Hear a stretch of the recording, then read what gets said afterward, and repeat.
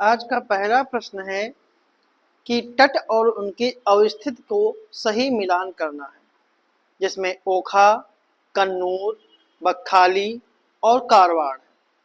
तो इनका जो है वो सही सुमेलन क्या होगा? तो ओखा जो है वो गुजरात में है, कन्नूर जो है केरल में है, बकहाली जो है वो पश्चिम बंगाल में है और कारवार जो है कर्नाटक में है। इस प्रकार सही आंसर जो है वो सी ऑप्शन है। अगला प्रश्न है, निम्नलिखित पर्वत शिखरों की उनकी ऊंचाई के क्रम में आरोही क्रम में व्यवस्थित करना है। कंचनजंगा, अन्नपूर्णा, धौलागिरी और मकालू। तो अगर इसको हम आरोही क्रम में करते हैं तो जो अन्नपूर्णा है ये 8091 मीटर जो है ऊंचाई है। धौलागिरी की 8172 है और मकालू की 8481 है और कंचनजंगा की 8598 है। तो सही आंसर इसका डी ऑप्शन है। अगला प्रश्न है, सूची 1 और सूची 2 को सुमेलित करना पहाड़ी और उनकी स्थिति। कि चिन पहाड़ी, सारामती, कोल्लई मलाई और मिकिर। जो इसका सही सुमेलन है वो है चिन जो है वो आपका मणिपुर में है, सारामती नागालैंड, कोल्लई मलाई तमिलनाडु और मिकिर जो है वो असम में है। तो सही आंसर जो है वो ए ऑप्शन है। सही आंसर जो है वो ए ऑप्शन है। अगला प्रश्न है, निम्नलिखित में से कौन सा एक सही सुमेलित नहीं है? लिंबू मणिपुर, कोनियाक नागालैंड, नोटिया त्रिपुरा, हलाचू अंडमान निकोबार। तो इसका सही जो आंसर है वो आपका है ए ऑप्शन कि लिंबू जनजात जो है वो मणिपुर में नहीं पाई जाती है। लिंबू जनजात जो है या सिक्किम में पाई जाती है। ठीक है, बाकी जो है वो सही सुमेलित है। अगला प्रश्न, निम्नलिखित में से कौन सी नदियां पूर्व की ओर प्रवाहित होती हैं? भवानी, कबानी, कृष्णा और साबरमती। 1 और 3, 1 2 3, 1 3 4 और 1 4। जो इसका सही जो आंसर है वो आपका है बी ऑप्शन 1 2 3। भवानी, कबानी और कृष्णा ये तीनों नदियां जो हैं ये पूर्व की ओर, पश्चिम से पूर्व की ओर बहती है, जबकि साबरमती नदी जो है वो पश्चिम की ओर बहती है। अगला प्रश्न है, सूची 1 और सूची 2 को सुमेलित करना है खदान और भारत के राज्य, जिसमें रणजीत घाटी, झिलीमिली घाटी, वरोरा घाटी, नामचिक नामफुक घाटी।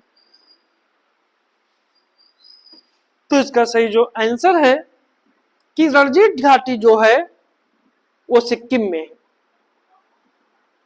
झिलीमिली घाटी जो है वो छत्तीसगढ़ में है, वरोरा घाटी जो है वो महाराष्ट्र में है और नामचिक नामफुक घाटी जो है वो अरुणाचल प्रदेश में है। तो सही आंसर जो है वो सी ऑप्शन है। तो सी ऑप्शन का जो है वो सही है। अगला प्रश्न है, निम्नलिखित समुद्री जलधाराओं में से कौन सी ठंडी जलधारा है? क्यूराइल, नॉर्वे, इरमिंगर या क्यूरुशियू।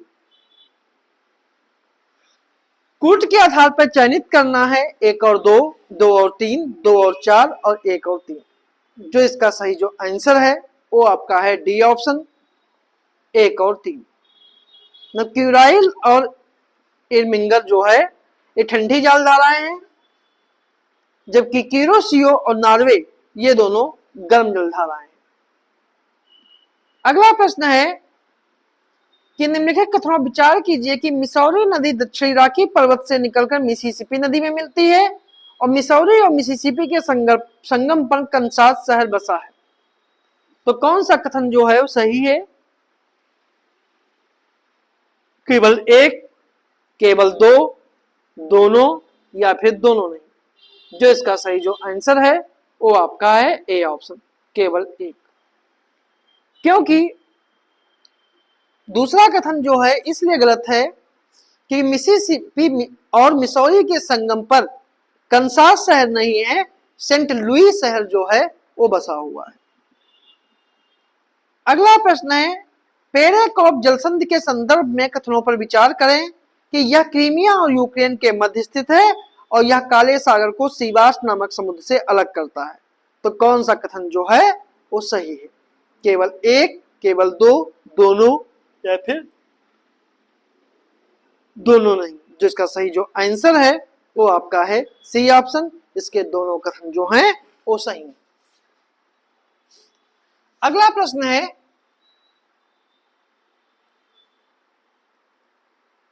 इजराइल की सीमा निम्न देशों में से किन देशों के साथ लगती है?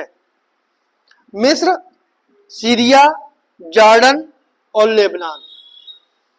1 2 4, 2 3 4, 3 और 4 या फिर उपरोक्त सभी। जो इसका सही जो आंसर है वो आपका है डी ऑप्शन, उपरोक्त सभी। अगला प्रश्न है, मानव और पर्यावरण संबंधी निम्नलिखित अवधारणाओं में कौन सा सुमेलित नहीं है? नियतिवादी अवधारणा एफ्रेटजिल, संभववादी अवधारणा कार्ल रिटर, नवनियतिवादी अवधारणा ग्रिफिथ टेलर, सांस्कृतिक निश्चयवाद कार्ल ओ सावर। जो इसका सही जो आंसर है वो आपका है बी ऑप्शन, कि संभववादी अवधारणा जो है वो कार्ल रिटर ने जनक नहीं है। संभववादी अवधारणा के जनक जो हैं विडाल डी लबलास हैं। Vidal de la Blache, Vidal de लबलास।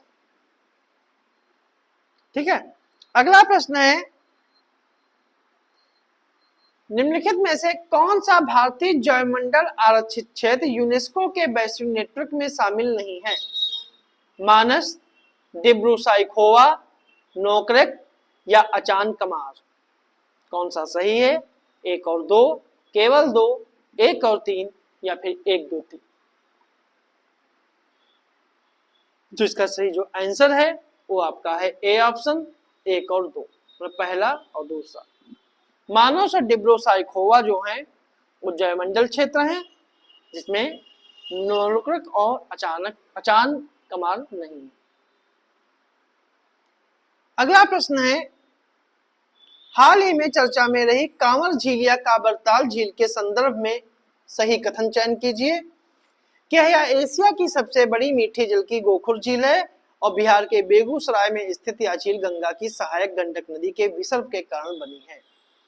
तो कौन सा कथन सही है? केवल एक, केवल दो, दोनों या फिर दोनों नहीं। जो इसका सही जो आंसर है वो आपका है डी ऑप्शन, ए बी दोनों। पहला दूसरा कथन दोनों जो है वो सही है। अगला प्रश्न है, तीर्थहल्ली किस फसल या पेड़ की एक किस्म है? नारियल, सुपारी, आम या फिर केला। जो इसका सही जो आंसर है वो आपकी है बी ऑप्शन, तीर्थहल्ली एक प्रकार की सुपारी है और भारत सुपारी का सबसे बड़ा उत्पादक एवं उपभोक्ता है और यह किस्म जो है कर्नाटक में उगाई जाती है। कर्नाटक सुपारी का 40% उत्पादित करता है। नंबर 2 पे असम केरल आता है जिसमें 25% और असम नंबर 3 पे आता है जिसमें 20% सुपारी का उत्पादन होता है। अगला प्रश्न है, सूची 1 और सूची 2 को सम्मिलित करिए कि दिवस और तिथि कि अंतरराष्ट्रीय सूर्य दिवस, विश्व मधुमक्खी दिवस, विश्व सांस्कृतिक विविधता दिवस और अंतरराष्ट्रीय जैव विविधता दिवस। तो कौन सा जो है सम्मिलित करना है? तो अंतरराष्ट्रीय सूर्य दिवस जो है वो 3 मई को होता है। विश्व मधुमक्खी दिवस जो है वो 20 मई को होता है। सांस्कृतिक विविधता दिवस जो है वो 21 मई को होता है और अंतरराष्ट्रीय जैव विविधता दिवस जो है वो 22 मई को होता है। तो इसका सही आंसर जो है वो सी ऑप्शन है। अगला प्रश्न है, निम्नलिखित कथनों पर विचार करें। 2024 का बुकर पुरस्कार जेनी अर्पेनबेक तथा अनुवादक माइकल हॉफमैन को दिया गया और 2023 का अंतरराष्ट्रीय बुकर पुरस्कार पॉल लिंच को प्रदान किया गया। तो कौन सा कथन सही नहीं है? तो इसका जो सही आंसर है वो आपका है बी ऑप्शन। इसके दोनों कथन सही नहीं है, क्योंकि 2024 का अंतरराष्ट्रीय पुरस्कार 2024 का अंतरराष्ट्रीय बुकर पुरस्कार जो है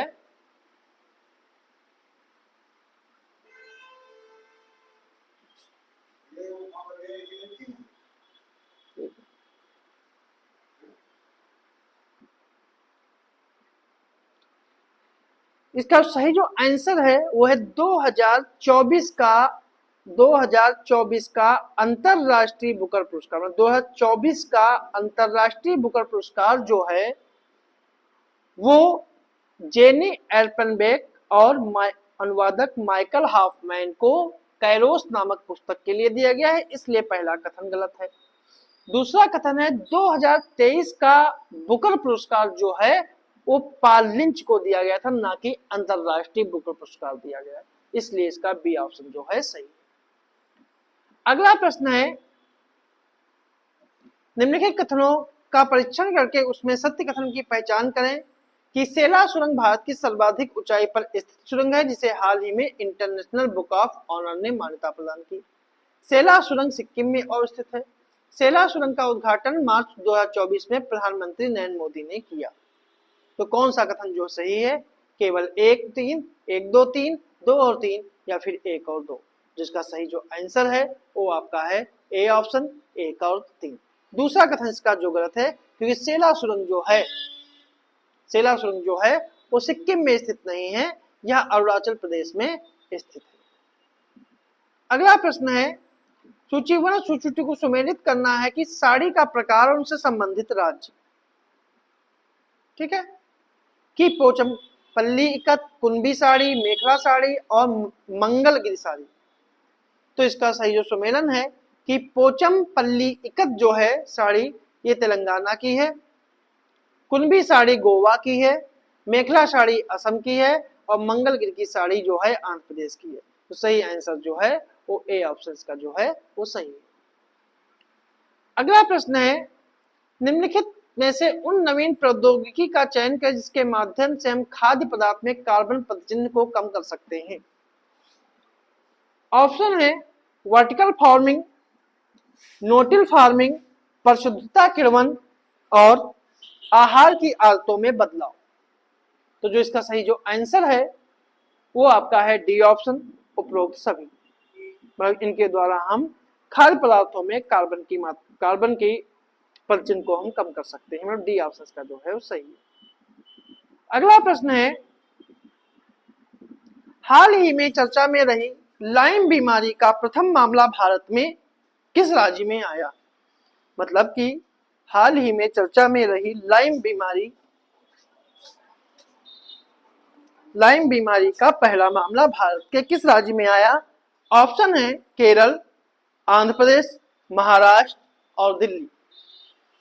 तो इसका जो सही जो आंसर है वो आपका है ए ऑप्शन, केरल।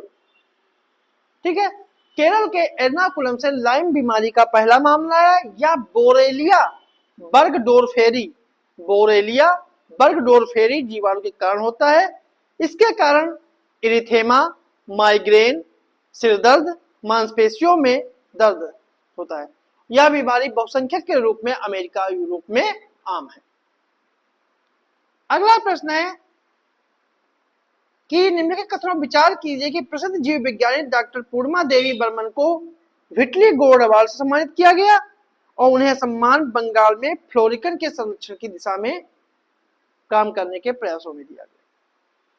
तो कौन सा सही है? तो इसका सही जो आंसर है वो आपका है बी ऑप्शन, केवल ए। क्योंकि असम की जीव वैज्ञानी पूर्णिमा देवी बर्मन को ग्रेटर एडजुटेड स्टार्क पक्षी के संरक्षण के लिए दिया गया है, इसलिए पहला कथन सही है, दूसरा कथन जो है वो गलत है। अगला प्रश्न जीडीपी की गणना के समय निम्नलिखित मदों में से किसको सम्मिलित नहीं किया जाता है? अप्रयुक्त मध्यवर्ती वस्तुओं का स्टॉक, घिसावट या पूंजी का उपभोग, हस्तांतरण आय या पूंजीगत लाभ या हानि। सही कौन सा है? 1 और 2, 1 और 3, 1 और 4 या 3 और 4? जो इसका सही जो आंसर है वो आपका है डी ऑप्शन, 3 और 4। अगला प्रश्न है, सूची 1 और सूची 2 को सुमेलित करना है, विशेष राज्य का दर्जा प्राप्त उनके वर्ष। नागालैंड, मेघालय, हिमाचल प्रदेश और मिजोरम। जो इसका सही है, नागालैंड को विशेष राज्य का दर्जा जो है 1969 में मिला। मेघालय को विशेष राज्य का दर्जा 1972 में मिला। हिमाचल प्रदेश को विशेष राज्य का दर्जा 71 में मिला और मिजोरम को 1975 में मिला। इसका सही आंसर जो है वो सी ऑप्शन। ठीक है, ये थे हमारे आज के कुछ प्रश्न।